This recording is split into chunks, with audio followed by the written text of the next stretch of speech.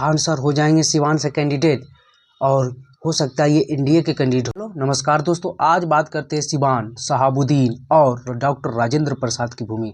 राजेंद्र प्रसाद के लिए सिवान गौरवान्वित होता है, वही शहाबुद्दीन के लिए बदनाम। तो सिवान लोकसभा क्षेत्र के बारे में बात करें कि साल 2019 में कौन लड़ा था, कौन जीता था, और साल 2024 में किसे लड़ने की चांस बन रही एनडीए से और महागठबंधन से, और कौन यहाँ से जीत सकता है, और सिवान में किसकी ज़्यादा चांस बन रही है। इतिहास, ज्योग्राफी सब हम आज बताएंगे। तो चलिए शुरू करते हैं।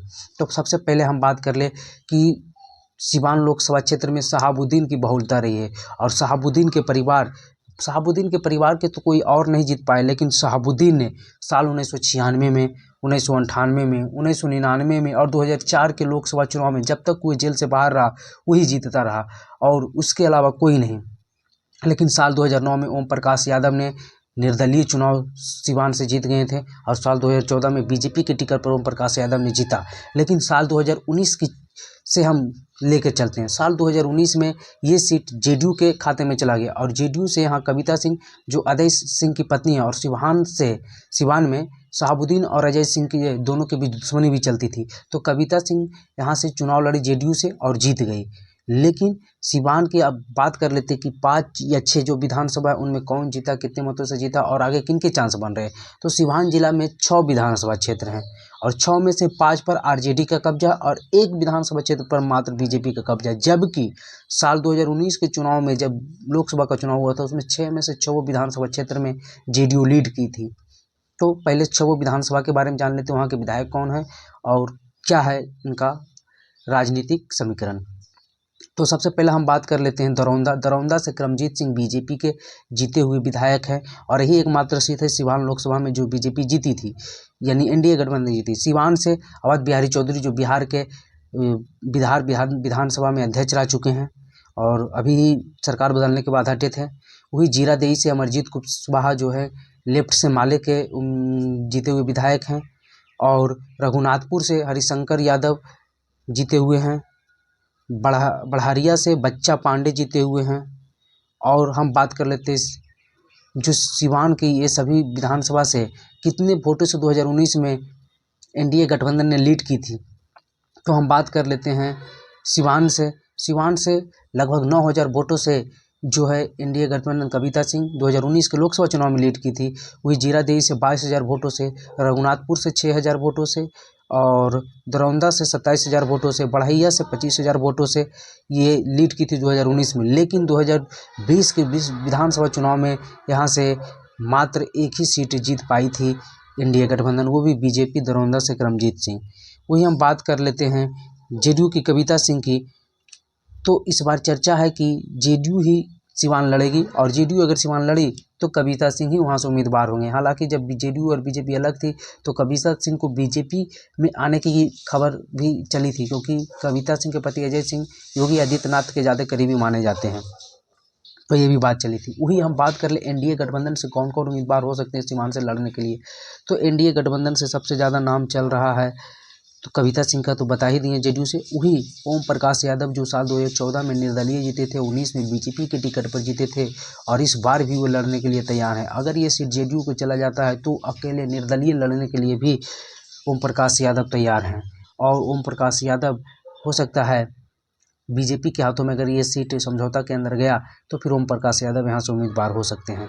वही इंडिया गठबंधन की बात कर ले तो इंडिया गठबंधन से हिना साहेब अकेले, जो हिना साहेब पहले तो आरजेडी की उम्मीदवार रही, उनके पति शहाबुद्दीन जो 4 बार सांसद में जीते, और 2009, 2014 में हिना साहेब दूसरे स्थान पर रही और हार गई। पति के जेल जाने के बाद वो कभी जीत नहीं पाई, हमेशा रनर अप रही।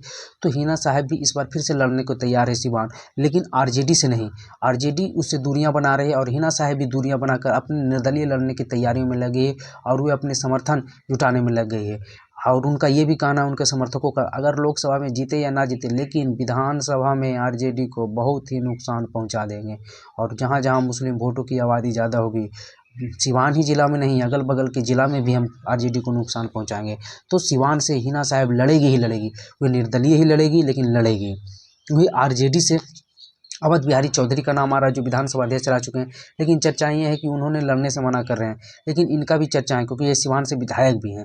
वही बात कर ले इंडिया गठबंधन से माले की ओर से, तो माले की ओर से क्योंकि माले के यहाँ वर्चस्व रहा है सिवान लोकसभा क्षेत्र में, और हमेशा से माले 80-90 हज़ार वोट यहाँ लाते रहा है लगातार 4 बार के इलेक्शन में, और यहाँ से माले की ओर से एक यादव कमर जो हैं वही माले के कैंडिडेट रहते थे, और यहाँ से जो माले के कैंडिडेट हमेशा रहते थे वे जो अमरनाथ यादव नाम के व्यक्ति हैं और माले के बहुत बड़े नेता भी हैं, वही यहाँ से कैंडिडेट आता है 80,000 के वोट करे। लेकिन एक दूसरा नाम माले से ही चल रहा है, वो नाम है जीरादेई के विधायक अमरजीत कुशवाहा का भी, और हो सकता है ये अमरजीत कुशवाहा को ही ना माले सिवान से अपना कैंडिडेट घोषित कर दे, और ये चर्चा है कि आरजेडी ये सीट सिवान माले को देने को तैयार है। वही बात कर लें तो खान सर जो बिहार के टॉप इंस्टीट्यूट हैं और उनके चाहने वाले हिंदू मुस्लिम दोनों हैं, और खान सर की चर्चाएं काफ़ी तेज़ी से है क्योंकि खान सर को लेकर ये चर्चा है कि वे अभी जेडीयू के नेता अशोक चौधरी से मुलाकात की, और इसी के चलते चर्चाएं शुरू हो गई कि खान सर हो सकता है सिवान से लोकसभा इलेक्शन लड़ें, और ये चर्चा काफ़ी तेज़ी से चली, लेकिन इस पर कितनी सच्चाई ये देखने वाली बात होगी।